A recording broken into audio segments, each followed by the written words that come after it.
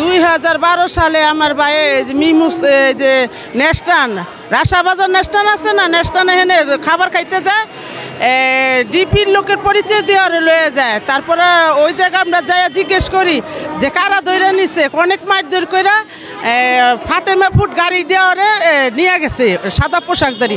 তখন আমরা মনে করি ডিপিতে যাইয়া মনে করেন আমরা অনেক যাইয়া কথাবার্তি কই আনে নেই। তারপরে মনির ইসলামের লোকের কথা কই না আনে নেই। আর ডিপির লোকও মনে করেন আমগো তো 50,000 টাকা খাইছে করে দেখার জন্য, কিন্তু দেখাই নেই আমগো।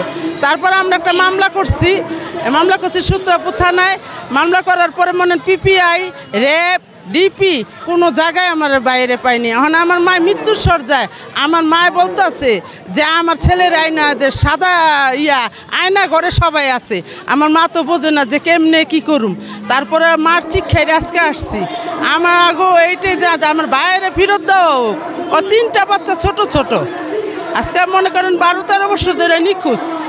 এখন আমার বাইরে ফেরত দাও, এইটাই আমার দাবি। হ্যাঁ, আমার মায়ের যেমন লাস্টে চেহারাটা একটু দেখে মরতে পারে, আর যদি মরেও যায় তারপরও যেমন আমাকে মৃত্যুর খবরটা দেয়। না, এটা ভাই ছোট ভাই। হ্যাঁ, বিয়ে করছে, 3 জন সন্তান। হ্যাঁ, বুঝি না। হ্যাঁ, বউ আছে, বউ দেশে গেছে।